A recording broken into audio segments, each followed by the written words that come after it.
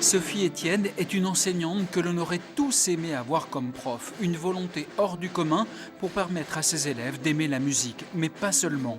Sophie pense qu'un jeune à l'aise dans son lycée y travaille mieux et elle y contribue. Je le fais par passion. Je le fais parce que ça apporte beaucoup de richesse et de joie d'échanger avec les jeunes, d'échanger avec autrui et de partager toute cette musique.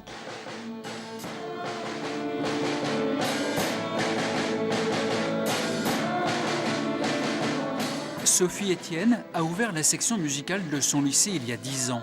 Elle a fait le tour des collèges pour convaincre les élèves d'y adhérer. Cette année, ils sont 87, étudiants en seconde, première et terminale. J'ai un lien assez fort avec la musique depuis toujours en fait. Et je me suis dit aussi que je devais continuer la musique, ne serait-ce au moins pour moi, pour mon équipe personnelle, parce que c'est une passion. Sophie multiplie les projets. Vendredi soir, ces jeunes musiciens joueront sur scène lors d'une première partie à Gisors, 45 minutes avant le concert du comédien-chanteur Tchéky Carrillo. La passion de cette prof est contagieuse, les élèves y adhèrent. Ça nous détend, ça nous rallie les uns les autres et on est vraiment tous comme une grande famille en fait. Ça nous crée des liens ensemble grâce à la musique. C'est vraiment intéressant, ça nous ouvre à plein de choses culturelles, c'est incroyable.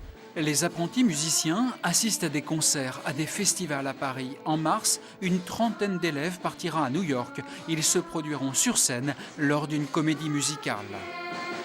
Le credo de Sophie Etienne, permettre au plus grand nombre d'accéder à la culture, c'est un combat quotidien. Il lui tient particulièrement à cœur dans un secteur de l'heure très excentré de toute structure culturelle et musicale.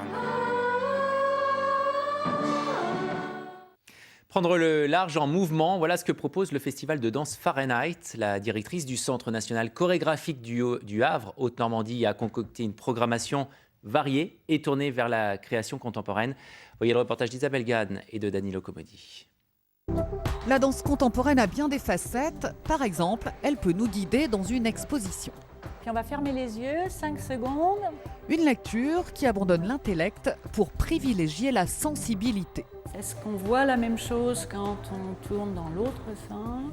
Mon idée, c'était que les gens s'approprient les œuvres par leur propre ressenti. Comme je suis chorégraphe, je vais penser à des choses qui se déplacent, à une écriture. Je vais écrire un parcours, en fait. Et une fois que j'ai écrit le parcours, je vais le nourrir avec des actions qui vont permettre aux gens de ressentir quelque chose dans ce parcours. Des performances, il y en aura au MUMA et aussi au Tetris, qui présente le travail très plastique de Philippe Serre.